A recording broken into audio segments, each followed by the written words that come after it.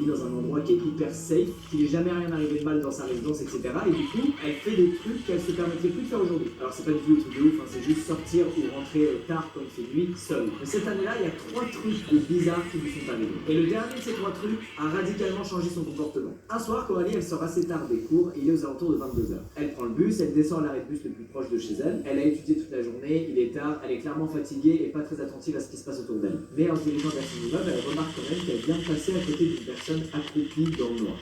Évidemment, ça l'a un peu fait bader, elle n'a pas pris le temps de s'arrêter, elle s'en fout, chacun sa merde. Et puis un peu plus tard, quand elle s'apprête à se coucher, elle entend des bruits de bagarre qui viennent de l'extérieur. Coralie, elle habite au 2e étage, donc elle se dirige vers sa fenêtre pour l'ouvrir et demander si tout va bien. Et le temps qu'elle l'ouvre, il n'y a plus un bruit à l'extérieur. Donc Coralie, elle va clairement pas descendre et aller dans la rue voir si tout va bien. Elle envoie juste un message au propriétaire de son appart pour le prévenir de ce qui vient de se passer, puisqu'elle a entendu. Et puis elle va se coucher. Et là, il va rien se passer pendant plusieurs semaines. Mais un soir, il est tard, Coralie part de chez elle pour aller faire des courses avant sa femme. Et sur le retour du chemin des courses, en marchant vers son immeuble, elle voit de nouveau quelqu'un accroupi, cette fois près de son bâtiment. Cette fois, cette personne accroupie, elle est face à Coralie et elle la regarde. Coralie, face à ça, elle sait pas trop quoi faire et elle fait naïvement un signe de main. Et la personne qui la regarde, elle ne réagit absolument pas à ce signe de main. Coralie dirige vers son bâtiment, elle passe à quelques mètres de cette personne et puis elle arrive à rentrer chez elle dans son appartement et tout va bien. En fait, dans cette situation, c'est très compliqué de réaliser qu'il se passe un truc anormal et alarmant. T'es très souvent dans le méga déni. Tu continues à faire ta vie, tu fais comme si ça n'existait pas et là, c'est exactement ce que Coralie, elle fait. Elle envoie donc une nouvelle fois un message à son propriétaire pour lui dire hey, au fait, j'ai revu la personne que j'ai vue il y a 4 semaines qui était mobile à Coucou. Et son propriétaire, il répond qu'il a reçu